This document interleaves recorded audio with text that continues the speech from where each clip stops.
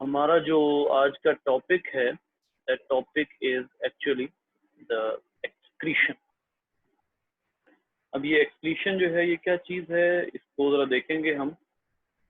First of all हमें ये जरूरी है पढ़ना कि जो एक्सक्रीशन का बेसिक कॉन्सेप्ट है वो क्या है। अब देखिए, सबसे पहली बात तो ये है कि हमारा ये जो शुरू हुआ था chapter, this chapter was named as homeostasis.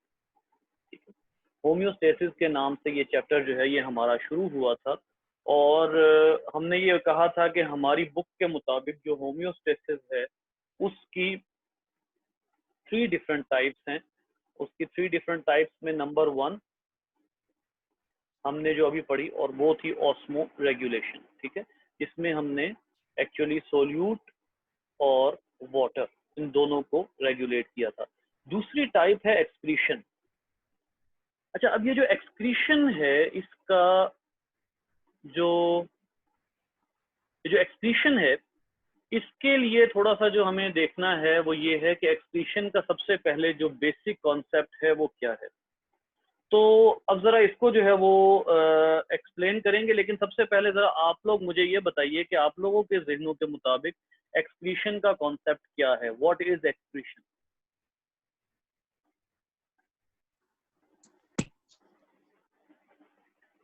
Removal of nitrogenous waste. Removal of nitrogenous waste. यहाँ बात ही खत्म हो गई एक्चुअली, क्योंकि मेरा ख्याल था अगर 3-4 ओपिनियंस आएंगी उनमें से मैं सेलेक्ट करूंगा। जो एक्चुअल डेफिनेशन है एक्सक्रीशन की, that is actually removal of nitrogenous waste. देखिए, जब भी बॉडी से आप नाइट्रोजनस वेस्ट को स्पेशली रिमूव करते हैं तो वो फिनोमिना एक्सक्रीशन कहलाता है। बट वो फिनोमिना जो है वो एक्सक्रीशन कहलाता है। लेकिन यहाँ पर आप लोग इस कॉन्सेप्ट को जरा ब्रॉड करके पढ़ने लगे हैं। फॉर एग्जांपल, और आप अगर इसको देखें कि आप लोगों की बुक के मुताबिक, जैसे पहला टॉपिक आप लोगों की बुक के मुताबिक है एक्सक्रीशन वाले टॉपिक से, अगर अगला टॉपिक आप देखते हैं, मैं आपको ओपन करके दिखाता हूं, तो वो पहला टॉपिक आप लोगों की बुक में ये बनता है एक्सक्रीशन इन प्लांट्स, ठीक है। तो प्लांट्स के मुताबिक आप लोगों की बुक में जो प्लांट जो कुछ एक्सक्रीट करता है, दैट इज कार्बन डाइऑक्साइड, और उसके बाद प्लांट जो है वो वाटर भी रिलीज करता है, ठीक है, और उसके साथ साथ प्लांट नाइट्रोजनस वेस्ट भी रिलीज करता है। अच्छा, नाइट्रोजनस वेस्ट जो है ये क्या होती है, इसको भी साथ समझ लेते हैं, फिर कॉन्सेप्ट की तरफ आगे चलते हैं। Nitrogenous waste mean the by product of protein और डीएनए मेटाबॉलिज्म। मतलब वैसे मुझे प्रोटीन और डीएनए नहीं लिखना चाहिए था, एक्चुअली इसमें लिखना ये चाहिए था कि the by products of nitrogen metabolism. लेकिन जो है वो क्योंकि हमें नाइट्रोजन बुनियादी तौर पे 2 प्रोडक्ट्स में मिलती है। चले मैं एक और चीज ऐड कर देता हूँ, तीसरी चीज भी ऐड कर देता हूँ, और की जगह मैं कॉमा लगाता हूँ और इसमें तीसरी चीज मैं ऐड करता हूँ एंड डीएनए, और उसके बाद and the metabolism of nitrogenous basis. ये 3 चीजें हैं। जब हमारी बॉडी में इन 3 चीजों का मेटाबॉलिज्म होता है तो उससे कुछ बाय प्रोडक्ट्स रिलीज होते हैं। याद रखिए, बाय प्रोडक्ट्स पे मैं क्यों फोकस कर रहा हूँ, क्योंकि बाय प्रोडक्ट्स ही वो होते हैं जो रिलीज किए जाते हैं। अदरवाइज फर्ज करें कि हमारी बॉडी एक अमाइनो एसिड को रिसाइकिल कर लेती है, तो अगर वो अमाइनो एसिड रिसाइकिल हो जाता है तो इसका साफ साफ मतलब ये है कि उसको एक्सक्रीट नहीं किया जाएगा। एक्सक्रीट सिर्फ उस अमाइनो एसिड को किया जाएगा जो अमाइनो एसिड बाय प्रोडक्ट होगा। या जैसे फर्ज करें कि हमारे आप अभी जो है वो नाइट्रोजनस वेस्ट की जो है वो टाइप्स में पढ़ेंगे, थोड़ी देर तक यूरिया पढ़ेंगे, ठीक है, इसी तरीके से यूरिक एसिड पढ़ेंगे और अमोनिया, ये भी नाइट्रोजन मेटाबॉलिज्म की जो है वो बाय प्रोडक्ट्स होते हैं। तो ये बाय प्रोडक्ट्स अगर बनते हैं तो इनको बॉडी से रिमूव करना जरूरी होता है, ठीक है। तो लेकिन प्लांट्स की हद तक अगर आप बात करते हैं तो जो प्लांट्स हैं उनमें आपकी बुक में ये 3 बाय प्रोडक्ट्स लिखे हुए हैं या 3 एक्सक्रीटरी प्रोडक्ट्स लिखे हुए हैं। देखिए, वाटर एक्चुअली एक्सक्रीशन में वाटर नहीं आएगा। ये मैं आपको वाज़े और साफ तौर पर बता दूं कि जो एक्सक्रीशन का जहां तक ताल्लुक है तो उसमें आप एक्चुअली वाटर को इन्वॉल्व नहीं करते, ठीक है। लेकिन प्लांट्स की हद तक आप कहते हैं कि प्लांट्स के पास जो स्टोमेटा है उसके जरिए प्लांट कार्बन डाइऑक्साइड को भी रिलीज करता है। सॉरी, यहाँ पर कार्बन डाइऑक्साइड नहीं आएगा, यहाँ पर ऑक्सीजन आएगा। मैं जो है वो बाय मिस्टेक कार्बन डाइऑक्साइड लिख गया, ऑक्सीजन। ऑक्सीजन प्लांट में फोटोसिंथेसिस का बाय प्रोडक्ट है। एक्चुअली ऑक्सीजन प्लांट का जाया शुदा वो प्रोडक्ट है जो हमारे लिए इंतहाई कीमती है, ठीक है। तो प्लांट ऑक्सीजन भी एक्सक्रीट करता है, प्लांट वाटर भी एक्सक्रीट करता है, लेकिन एक्चुअल एक्सक्रीशन जो होनी चाहिए वो किसकी होनी चाहिए? नाइट्रोजनस वेस्ट की। तो प्लांट ने वो भी करनी है, तो वो भी हम जो है वो अभी आज के आर्टिकल में पढ़ेंगे। तो यहाँ पर देख लेते हैं, आप लोगों की बुक में इन्होंने यहाँ पर मेंशन किया हुआ है among the assimilated nutrients in animals. Assimilated nutrients कौन से होते हैं बेटा? किसी को आता है ये एसिमिलेटेड न्यूट्रिएंट्स कौन से हैं?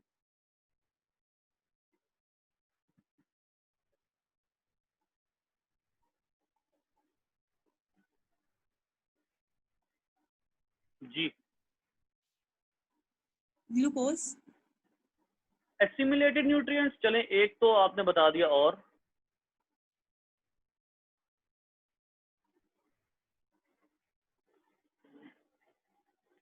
बच्चे एसिमिलेट। प्रोटीन। जी जी जी बिल्कुल, एसिमिलेटेड न्यूट्रिएंट्स में प्रोटीन भी आएगा जी। और किसी ने कुछ शेयर करना है? कोई और न्यूट्रिएंट जो एसिमिलेट हुआ हुआ हमारी बॉडी में? चलें मैं इसको जो है वो एक्सप्लेन करता हूँ। एसिमिलेटेड न्यूट्रिएंट्स वो सारे न्यूट्रिएंट्स होते हैं हमारी बॉडी के जो हमारी बॉडी का हिस्सा बन चुके होते हैं, जो हमारी इंटेस्टाइन से ब्लड में एब्जॉर्ब होते हैं और ब्लड में एब्जॉर्ब होकर बॉडी का हिस्सा बन जाते हैं, वो एसिमिलेटेड न्यूट्रिएंट्स हैं।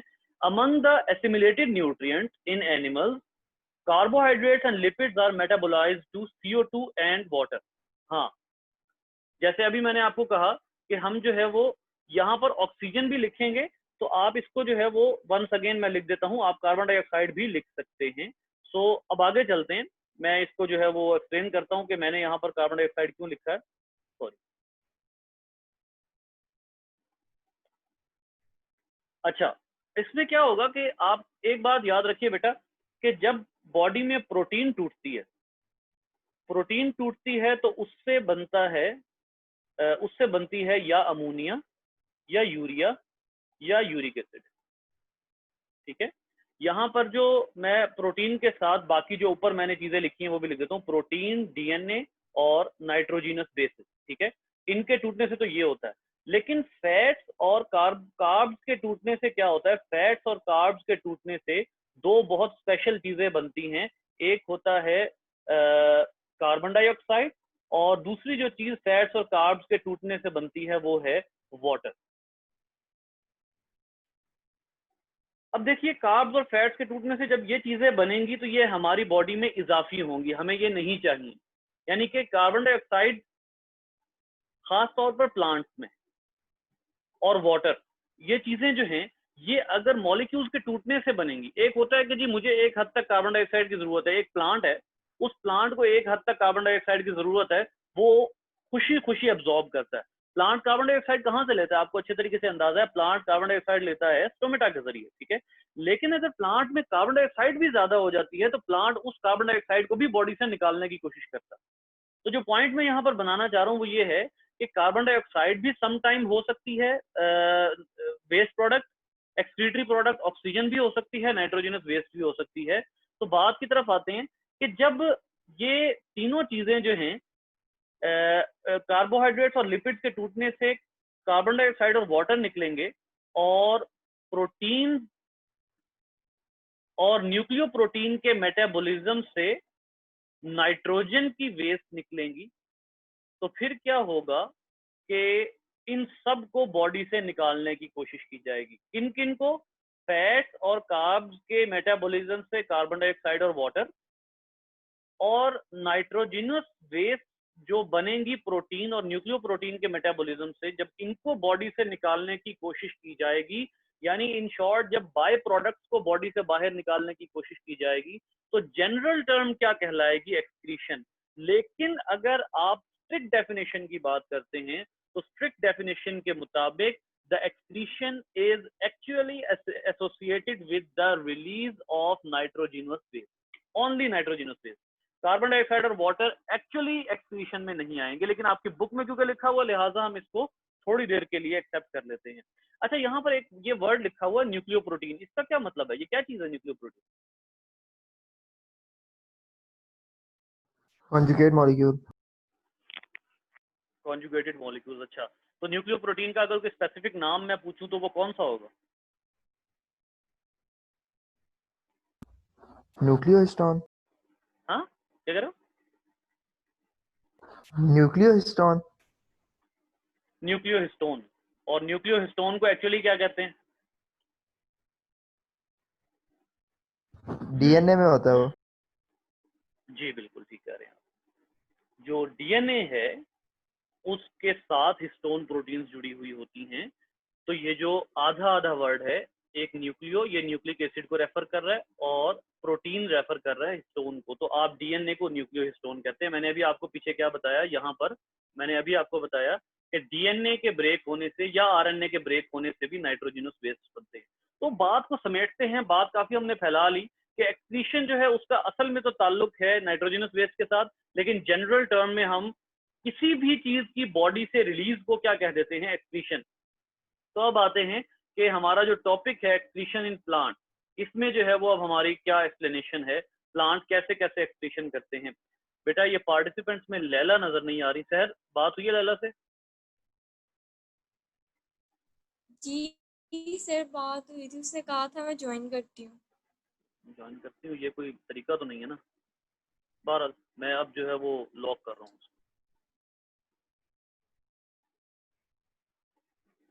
ठीक है, अच्छा जी, मीटिंग रूम लॉक हो चुका है, उससे कह दें कि अब सर ने लॉक कर दिया रूम। अच्छा, अब इसमें जो है वो और उससे कहिएगा 15 मिनट्स पास हो गए, ठीक है? सो अब जो है वो यहाँ पर मैं एक दफ़ा अटेंडेंस देख लूँ। जी, आयशा, सज्जाद, फातिमा, हादिया, मायरा, मरियम। दूसरी आयशा किधर है? एक आयशा का तो मुझे मैसेज आ गया था कि सर मैं आज नहीं आ सकूंगी। 3 आयशा है ना हमारी क्लास में, कि 2 हैं? सर 2 हैं। अच्छा, 2। चले फिर ठीक है। एनीवेज, तो चलते हैं आगे। अब एक्सक्रीशन इन प्लांट्स में अगर आप इस पहले पैराग्राफ को देखते हैं तो इस पहले पैराग्राफ में आपको वो किन के बारे में बता रहा है? इस पहले पैराग्राफ में वो आपको बताता है कि जी all living things must undergo excretion. ये क्यों जरूरी है? देखें, याद रखिएगा, ये मैंने अभी आपको कुछ दिन पहले भी बताया था कि एक्सक्रीशन इसलिए जरूरी है कि किसी भी चीज की एक्स्ट्रा एक्यूमुलेशन जो हमारी बॉडी में होती है वो डेंजरस है। इवन वाटर की एक्स्ट्रा एक्यूमुलेशन भी डेंजरस है। तो असल बात क्या है कि जितनी भी चीजें हमारी बॉडी में एक्स्ट्रा होती जाएंगी हम उनको बॉडी से निकालते जाएंगे, ठीक है? हाँ, एक्सक्रीशन का फिनोमिना डिफरेंट हो सकता है। कोई किडनी से रिमूव करता है, उस दिन बात हुई थी। कोई ग्लैंड के जरिए रिमूव करता है, कोई स्वेटिंग के जरिए भी रिमूव कर लेता है, कोई जो है वो फीसिस के जरिए भी रिमूव करता है, जैसे जो ये हैं कॉकरोचेस वगैरह, ये क्या करते हैं, ये फीसिस के जरिए अपनी नाइट्रोजिनस वेस्ट को रिमूव करते हैं। तो ये भी ऐसा भी फिनोमिना होता है, ठीक है? ये ऐसे भी करते हैं। तो ओवरऑल जहां जो बात आती है वो ये है कि स्ट्रेटजीज डिफरेंट हो सकती हैं, लेकिन जो मकसद है वो क्या है कि बॉडी में कोई भी चीज अगर एक्स्ट्रा हो रही है तो उसको रिमूव करना है, वो मकसद है। और वो तमाम लिविंग थिंग्स में होता है, बैक्टीरिया से लेकर ह्यूमन, ठीक है? अब इसमें देखते हैं कि इन्होंने जो आपके सेकंड पैराग्राफ में बताया हुआ है कि यहाँ पर इन्होंने प्लांट के लार्ज वैक्यूल्स का जिक्र किया हुआ है। और वैक्यूल्स जो हैं वो देखें, यहाँ पर वो कहता है कि वैक्यूल यूजफुल सब्सटेंसेस भी स्टोर कर सकते हैं और वैक्यूल वेस्ट सब्सटेंसेस भी स्टोर कर सकते हैं, ठीक है? तो सम टाइम वैक्यूल वाटर को स्टोर कर लेते हैं, सम टाइम वैक्यूल वेस्ट को स्टोर कर लेते हैं, ठीक है? तो डिफरेंट तरीके से जो है वो ये काम चलता रहता है। तो लेकिन जब टाइम आता है कि वाटर ज्यादा हो जाता है तो प्लांट का सेल या तो वो वाटर किसी और सेल को दे देता है। आप लोगों ने पिछले वाले क्लास में 14 चैप्टर में पढ़ा था सिम्प्लास्ट एपोप्लास्ट पाथवेज। उसमें आपने क्या पढ़ा था कि प्लांट सेल्स आपस में साथ साथ जुड़े हुए होते हैं। अगर इस सेल में वाटर ज्यादा हो गया है तो वो वाटर किसको दे देता है, इसको। या फर्ज करें कि इसमें कम हो गया तो वो किससे वाटर ले लेता है, अपने पीछे वाले से वाटर ले लेता है, और ये साथ साथ जुड़े हुए होते हैं। लेकिन अगर इन सब में इनफ वाटर होता है तो प्लांट वो वाटर रिलीज भी कर सकता है। अच्छा, एक और बात यहाँ पर मैं आपको बताता हूँ कि प्लांट हमेशा अपनी रजामंदी से वाटर को एक्सक्रीट नहीं करता। ये बात मैं वैसे क्यों कर रहा हूँ, कोई बताएगा? प्लांट हमेशा अपनी रजामंदी से, अपनी मर्जी से वाटर को रिलीज नहीं करता।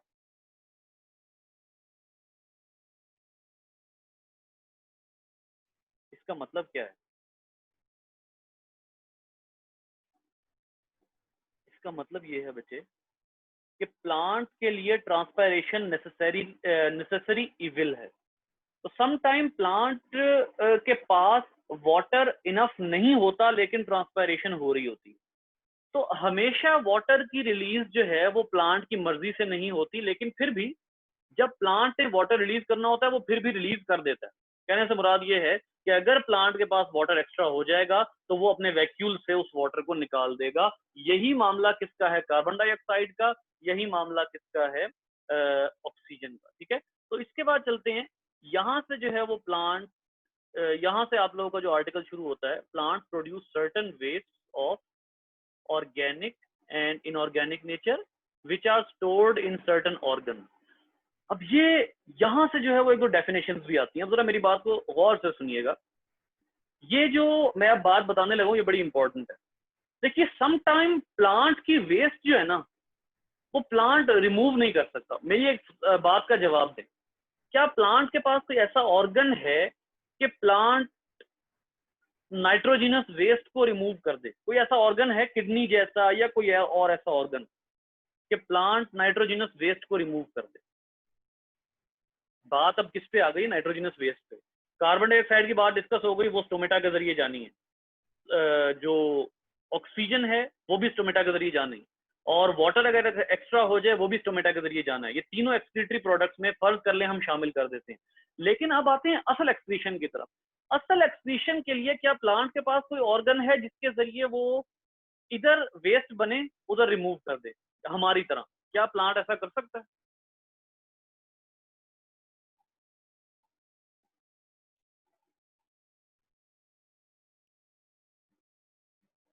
जी, वेल डन आयशा। जो यहाँ पर जो मैसेज आया है, आप भी पढ़ सकते हैं। लीव्स हैं, प्लांट के पास लीव्स हैं, लेकिन लीव्स भी वो ऑर्गन नहीं है जिनके जरिए प्लांट फौरी तौर पे नाइट्रोजनस वेस्ट को बॉडी से निकाल दे। तो फिर प्लांट क्या करता है? प्लांट लीव्स के खास सेल्स में स्टोर करता रहता है। यहाँ पर लिखा हुआ है the leaves are the prominent organs of this purpose. क्या होता है कि जब एक नाइट्रोजनस वेस्ट बन जाती है, अब प्लांट उस नाइट्रोजनस वेस्ट को फौरी तौर पर रिलीज नहीं कर सकता, लेकिन ये भी बात तय है कि अगर नाइट्रोजनस वेस्ट ज्यादा हो गई तो वो डेंजरस हो सकती है। तो उस नाइट्रोजनस वेस्ट को मुख्तलिफ जगहों पर स्टोर कर दिया जाता है। उनमें से एक जगह कौन सी है? लीव। अब ये लीव्स क्या होते हैं? ये these leaves are destined to fall off as is the case of autumn leaves in plants die off as happens in the leaf and stalk of certain bulbs, bluebell, leaving the bulb underground. अब जरा गौर से सुने। Plant क्या करेगा?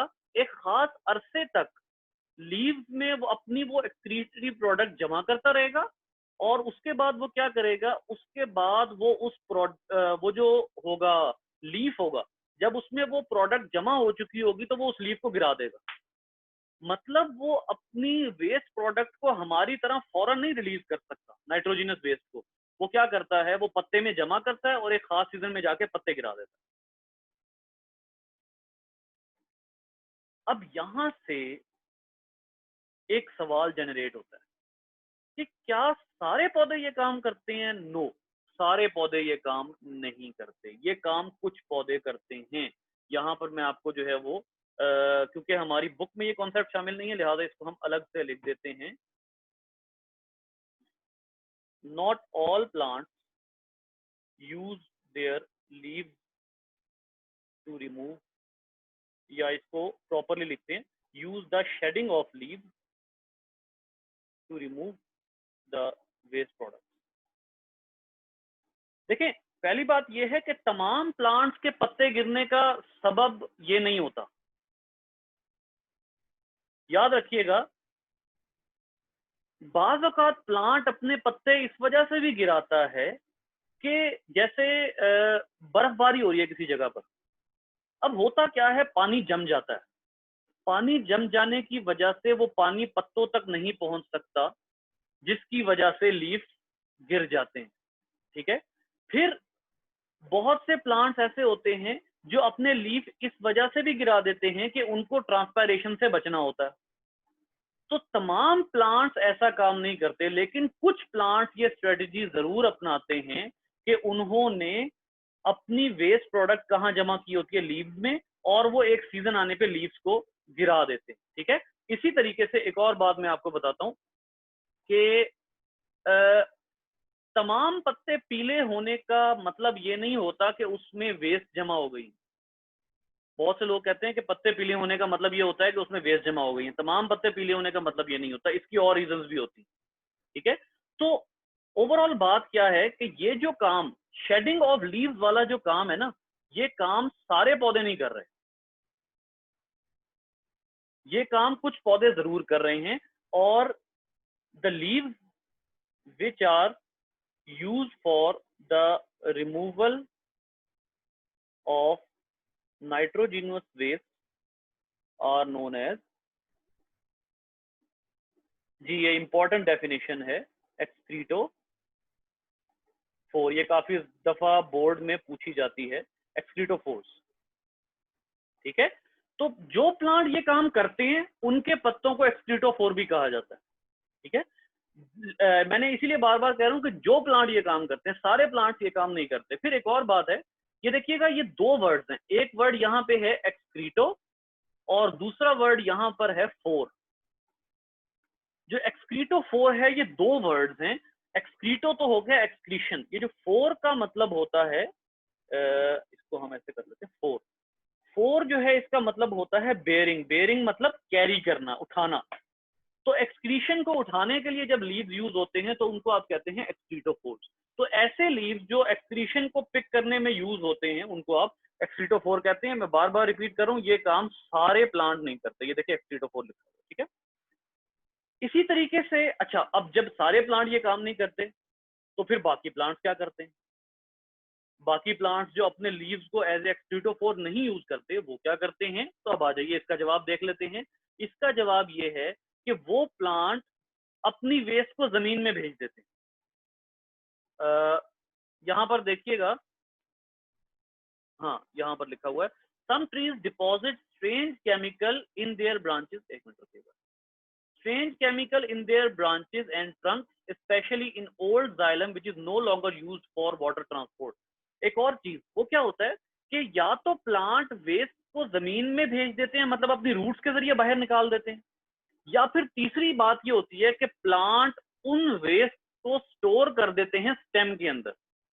ये देखिए यहाँ पर इसने एक स्पेशल वर्ड लिखा है, ये मैं अगर आपको यहाँ पर थोड़ा सा हाईलाइट करके बताऊं, इसने कहा है स्ट्रेंज केमिकल। कुछ प्लांट्स ऐसे होते हैं जो कुछ स्ट्रेंज केमिकल, खास तौर पर कुछ प्लांट्स ऐसे होते हैं जो अपने वेस्ट प्रोडक्ट को जाइलम में, स्टेम में स्टोर कर देते हैं। आपको यहाँ पर एक बड़ा इंटरेस्टिंग कॉन्सेप्ट देता हूँ जो आपने गालिबन अगले चैप्टर में पढ़ना है, 17th चैप्टर में, और वो क्या है कि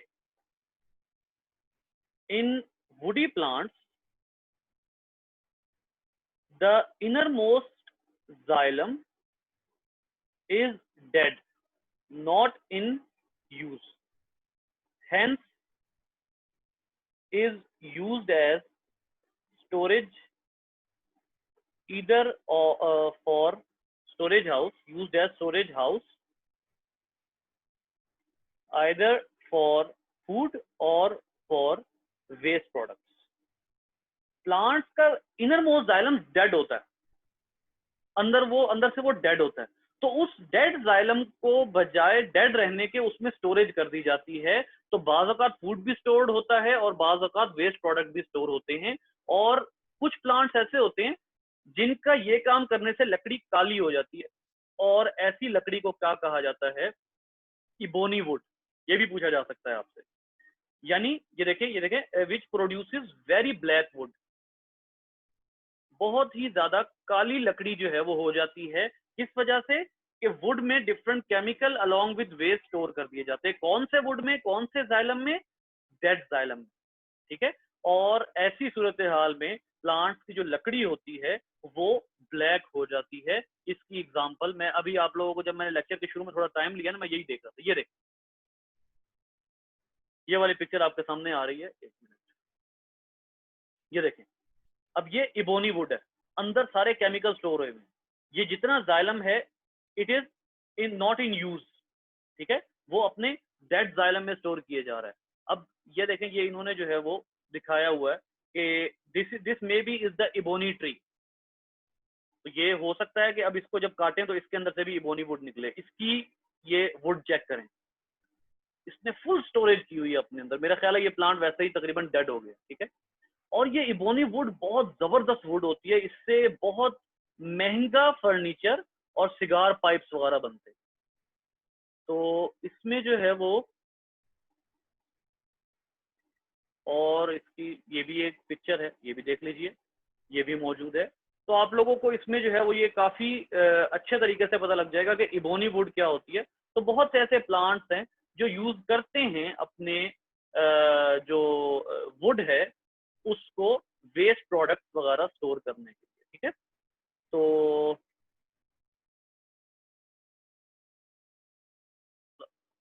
जी, आई एम बैक। और मेरा ख्याल है मेरा जो है वो इंटरनेट कनेक्शन का मसला हुआ था, लेकिन शुक्र है कि वो उसमें नहीं, उस तरह से नहीं हुआ था कि लेक्चर की कोई बात रह जाती। क्लियर है? आवाज़ आ रही है? आवाज़ मेरे ख्याल आप लोगों को आ ही रही होगी।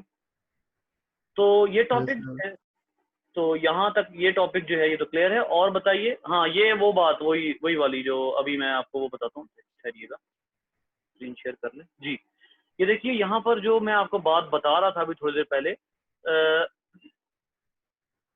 some plants will actively secrete waste compound into the soil, occasionally using them as chemical weapon against other competing plants।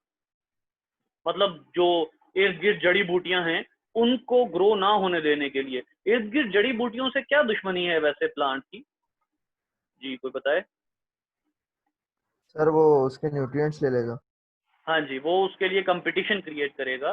तो उस हवाले से जो है वो इम्पोर्टेंट होगा, वो उसको अपने कंपीटिंग प्लांट्स को जब किल कर देगा तो इसका मतलब ये है कि उसके लिए कंपटीशन अब आगे नहीं रहेगा।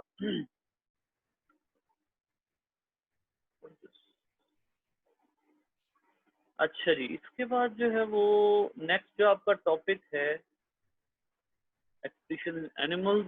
इसमें शुरू में तो वो सारी बातें बताई हुई हैं। Products similarly solve remove by animals of hypertonic environment are the activity products of these animals. Over nitrogen, हाँ ठीक है जी। मेरा ख्याल अगला टॉपिक कल ही शुरू करेंगे, क्योंकि इसमें जो है वो ये टॉपिक मैं एक दिन में ही यहाँ से यहाँ तक जो है वो इसको पूरा करा दूंगा। तो हमें ये पता है कि हम एक्सक्रीशन जो है वो एक्सक्रीशन का आर्टिकल स्टार्ट कर चुके हुए हैं, और अब हमने एनिमल्स में वो चीज़ें पढ़नी हैं। अब एनिमल्स की बारी आने वाली है। अब हमने एनिमल्स में वो चीज़ें पढ़नी हैं जो खास तौर पर जिनका ताल्लुक नाइट्रोजिनस मेटाबॉलिज्म से है, और नाइट्रोजिनस मेटाबॉलिज्म के नतीजे में वो जो वेस्ट प्रोडक्ट बनती हैं उनको बॉडी से रिमूव करना है। तो वो उस लिहाज से जो है वो चीज़ें हमने उस एंगल से पढ़नी है। जी बच्चे, कोई सवाल, कोई प्रॉब्लम? ये जो है ना एक्सक्रीशन इन प्लांट, ये एक इम्पोर्टेंट लॉन्ग क्वेश्चन है, और it has been asked many times, काफ़ी दफ़ा पूछा जा चुका है। इसको जो है वो देखिएगा। आप लोगों को आज वीडियो में कोई फ़र्क महसूस हो रहा है? Video quality? यस सर, पहले से अच्छी है, 1080p लग रही हाय हाय, खर्चे हुए हैं। उसमें मैंने वेब कैम लेके आया हूँ और उसकी वजह सिर्फ और सिर्फ जो है वो ये है कि हमें जो है वो जो भी, क्योंकि अगर हमें आगे प्रॉपरली फर्ज किया कि मैं उस तरह बोर्ड को स्क्रीन को ना यूज कर सका तो मैं फिर बोर्ड को यूज करूंगा। 1 मिनट रुकिएगा। इसमें जो है वो हाँ देखिएगा।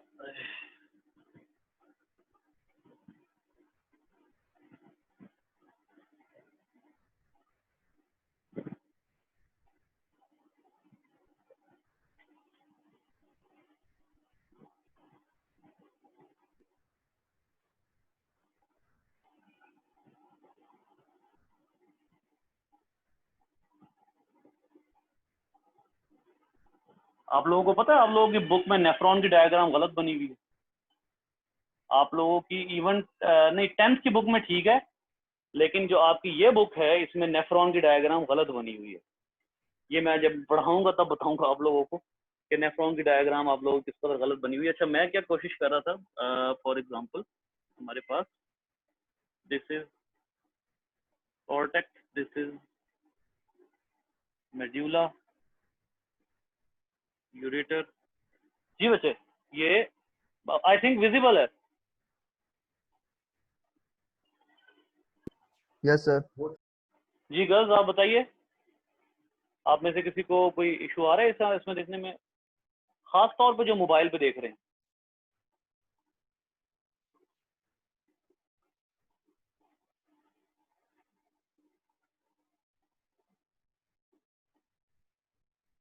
सहर, मरियम, कोई बच्चे बताए, फातिमा, सर clear है। विजिबल है? आप जी सर। आप मोबाइल यूज कर रहे हो ना? जी हाँ, इसका मतलब है हमारा जो डायग्राम वाला काम है वो यहाँ चल जाएगा।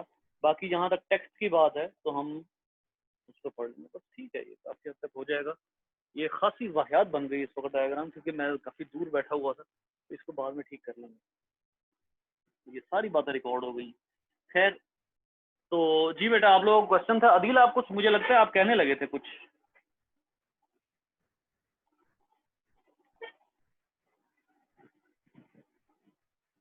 अदील भाई, आवाज नहीं पहुंची आपकी अभी तक मेरे पास। यही है कि कमाल हो गया ये सिस्टम। जी बेटा, ये बस वही बात है कि हमने जो है वो सीरियसली इन चीज़ों को लेकर चलना है, क्योंकि सर जी बच्चे, आप लैपटॉप पे कर रहे हैं?